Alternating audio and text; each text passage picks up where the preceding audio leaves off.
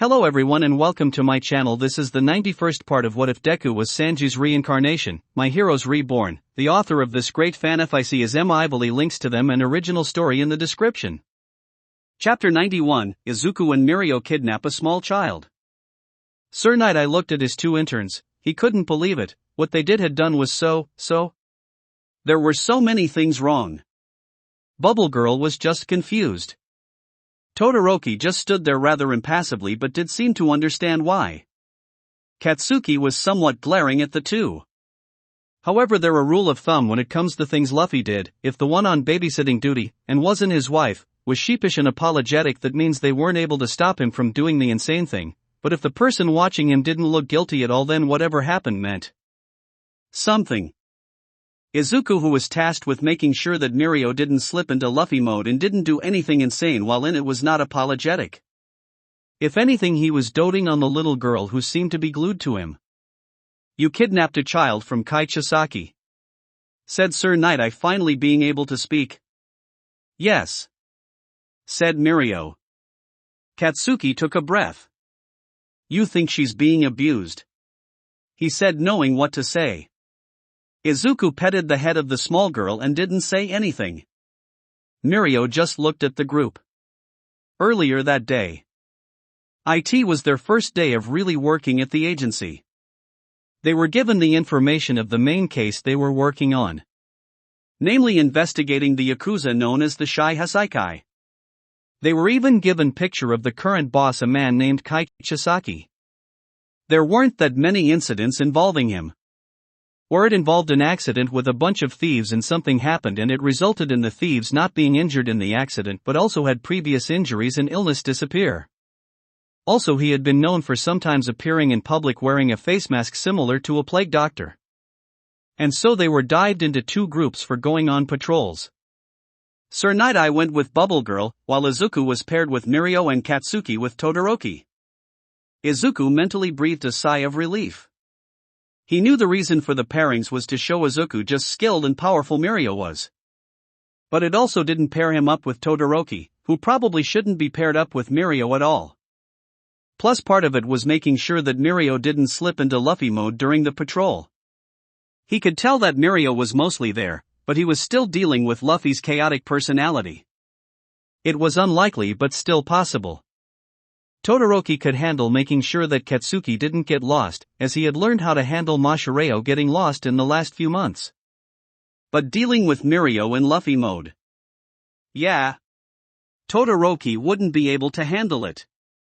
But still, it gave Izuku and Mirio some one-on-one time to get to know each other. "So you chose Deku as your hero name?" asked Mirio, surprised. He had managed to get some information about the bullying her endured from Katsuki. "Well, Achiko told me it sounded like you can do it. So that's why I took the name," said Izuku. Mirio laughed. It did explain why the two of them were together. "Well, my hero name is Lemillion," said Mirio. "Really, why?" asked Izuku. "Because I want to save 1 million people," said Mirio. The two continued to walk when they got to an alley and a little girl with white hair and a small golden horn on her forehead bumped into Izuku. Izuku looked at the little girl.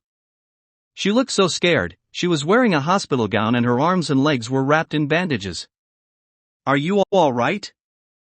asked Izuku. The little girl didn't say anything. Then things got worse. "Eri, you shouldn't be bothering people like that," said a voice. They looked and saw it Kai Chisaki. Izuku was shocked, but that shock quickly turned to annoyance. Part him wanted to blame Mirio for summoning him, but then he remembered what happened at the mall, so yeah, he just had really bad luck. Mirio noticed the look on Izuku and knew he had naturally entered Sanji mode and tried not to laugh. "Forgive my daughter, she's a bit clumsy," said Chisaki. Both of them noticed that the girl seemed terrified of him. And even if it was her father, both of them knew that doesn't mean he's a good father. "Please don't leave me," whimpered the little girl. Izuku's eyes widened. It sounded even worse than it looked. "Eri, you're brothering the heroes. You should come home," said Chisaki. He motioned over to the two to follow him. Actually, we're heroes in training, said Mirio. Still, she is bothering you, said Chisaki. Both of the heroes in training glared at him. Come now, Eri, we need to go home, said Chisaki. Eri was shaking clearly in fear. Mirio looked at her, remembering his past life's childhood whenever his grandfather would take him for training. And because of that he entered Luffy mode. He looked at Izuku and gave the biggest grin imaginable. Izuku stared at the smile. Oh no, thought Izuku. Deku, said Mirio, run. Izuku for a second breathed a sigh of relief. Though he grabbed Eri and took to the air. Mirio on the other hand fell into the ground, disappearing his own way. Chisaki watched in anger but realized there was no way he could find either of them. He knew had to figure out the identities of the two heroes in training. And he was going to get Eri back. He just needed some information about who he was dealing, and figure out another course of action. You 1/T high for long Eri, muttered Chisaki. On a rooftop several blocks away Izuku landed. Hey, you okay? Asked Izuku, knowing that Mirio would be able to find him easily thanks to Haki. Eri nodded. Izuku realized while he was waiting on the rooftop he should ask Eri two questions. I have some questions. Is Eri your real name?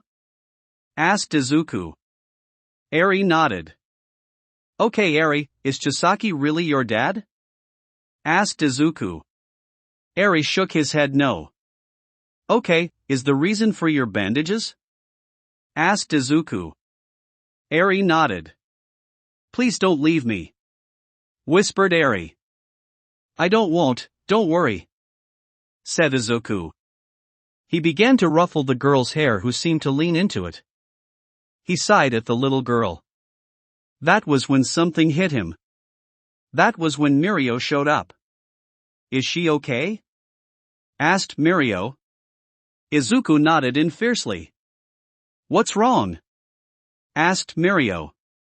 We are in so much trouble, said Izuku. Mirio blinked then laughed. Yeah, we are, he said.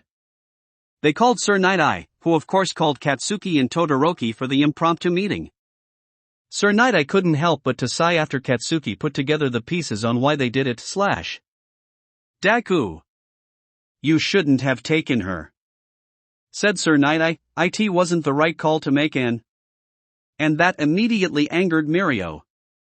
Don't blame him. It wasn't his idea. It was mine.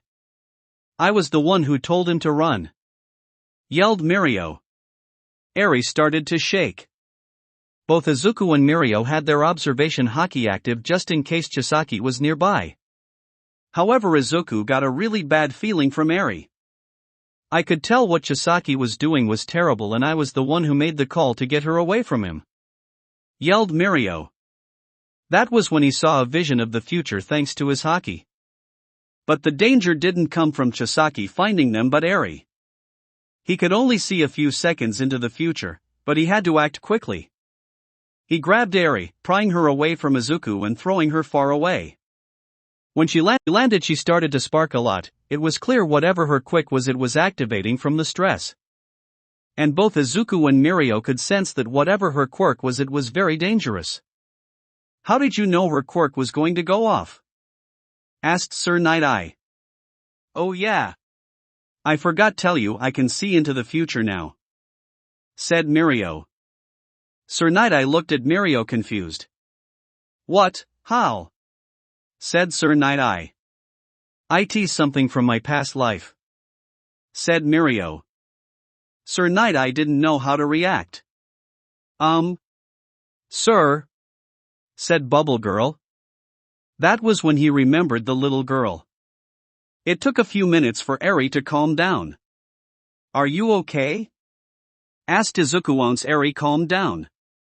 I'm fine, said Eri. Did my curse hurt you? Curse?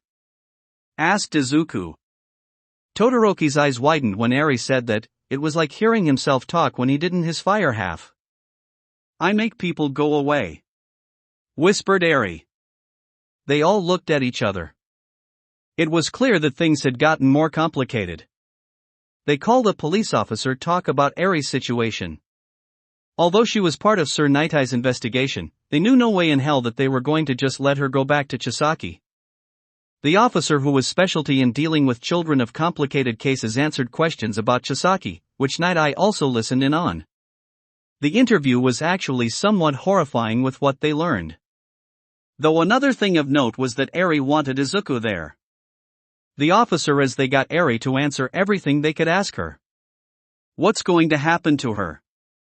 said Izuku. "Well, from the sounds of it," said the officer, who was a woman, "she has a highly dangerous quirk that we don't know what it does other than make people disappear. She's also very attached to you." Izuku looked at Eri, who was clinging to one of his arms. "You have your provisional license, right?" asked the officer. "I do," said Izuku. "There's a rarely used law in cases like this," said the officer, "but for the time being it would be best if you become her legal guardian." "What?" asked Izuku, surprised. "Are you serious?" asked Sir Night Eye. "There is a law that's rarely used where if an extremely traumatized child of a very dangerous quirk becomes emotional attached to Hero and they're in a situation where their parents can't take care of them, the in question becomes their legal guardian.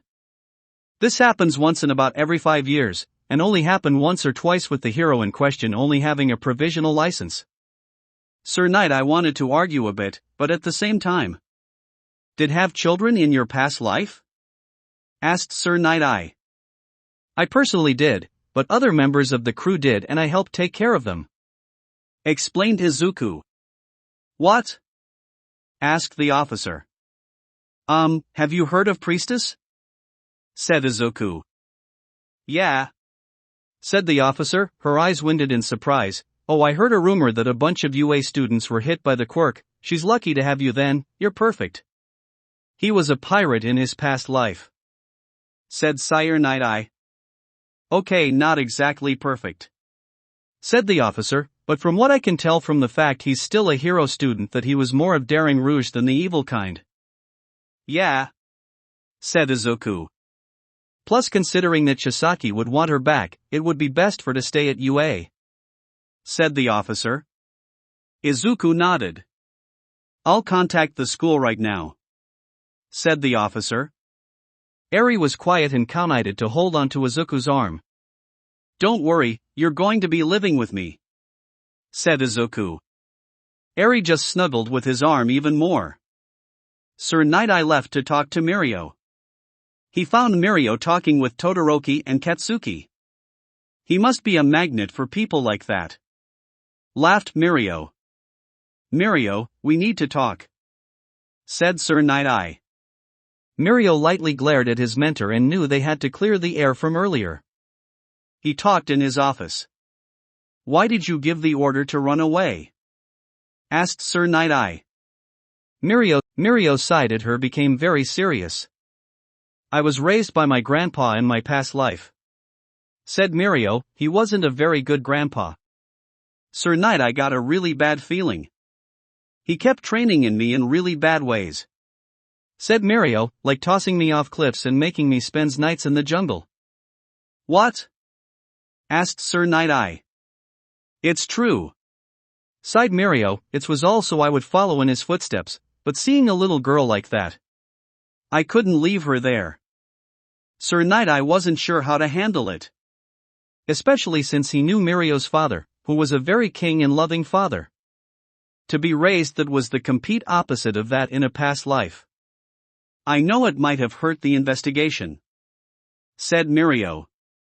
"I think it might have helped, to be honest. He's doing something to her," said Sir Night Eye. "Thanks to her testimony we do have some charges of abuse and other crimes." "What do you mean other crimes?" asked Mirio. "I'll explain when I have more," said Sir Night Eye. What Eri told them was very terrifying, to be honest, and knew it was now better they got away. Still, with that fight, neither of them knew that was just the first crack that was going to form in their relationship. The officer got in contact with the school and Nizu would send for a driver to bring the 4 students back to school and bring in Eri. They soon returned to school where Nizu, Aizawa, and Hibiki were waiting for them. "Why is already you that things happen to?" asked Aizawa. "I have no idea," sighed Izuku. "Come on, it's not his fault that he's a chaos magnet," said Aiko. Aizawa rolled his eyes. "Still, until she can sleep on her own, I have added a second bed to your room," said Nizu. "Also, I informed your class of Eri, especially since she'll be sitting on class for the foreseeable future," said Nizu. "Seriously?" asked Katsuki. "There's nowhere she can go," pointed out Izuku. "I'll be quiet," whispered Eri. Katsuki flinched at that. "Okay, do I have permission?" asked Aiko. "No," said Hibiki. "However, you okay with me lending you to Sir Night-Eye so you can do that to aid in the visitation?" "You know what?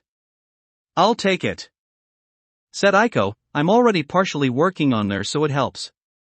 I think it's perhaps best to go back to dorm and introduce her to your classmates that aren't on work studies," said Nizu. "So the rest of the group," said Izuku.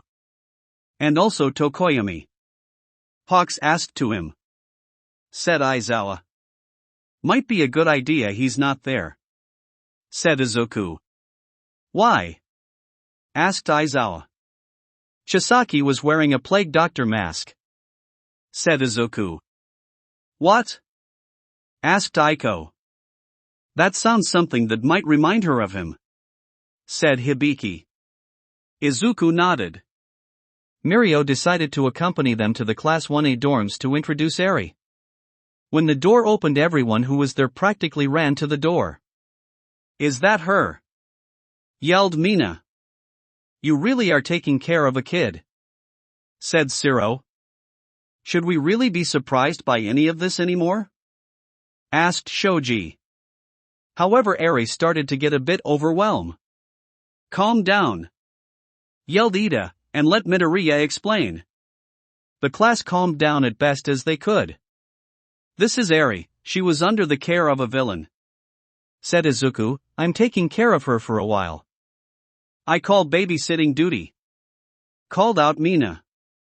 "I don't know if that's a good idea," said Izuku with a sweat drop. "Why?" asked Mina. "Her quirk is really dangerous, it makes people disappear," said Izuku.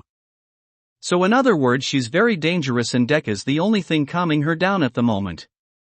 That class was surprised by this.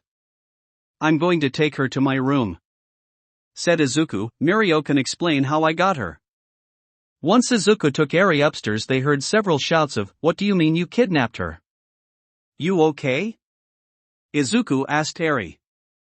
Eri nodded quietly. They got to his room where Izuku's desk was moved slightly to make room for a small desk that was clearly for Eri. He realized he didn't have any closet for Eri. "Do you want to borrow my clothes?" asked Izuku. Eri nodded. He decided to lend her one of his shirts, the one that said long-sleeved kimono. It was of course big on her, but it worked as a dress. "Is this okay?" asked Izuku. Eri nodded. "I don't know when I'll be able to go shopping or see if my friend will make you some clothes," said Izuku. "It's okay," whispered Eri. Izuku sighed at the small girl. She went to bed and fell asleep soon enough. Izuku knew that his life changed because of that little girl. But little did he know that he and Mirio made things easier for the investigation against Chisaki, and they made things so much easier for when it would be time to take down his operations. And of course that he would also give the poor girl the life she always needed. That will be it for this part. I hope everyone enjoyed. If you did, please leave a like and comment if you want part 92. If you want to hear more from me, subscribe. I hope to see you all in the next one.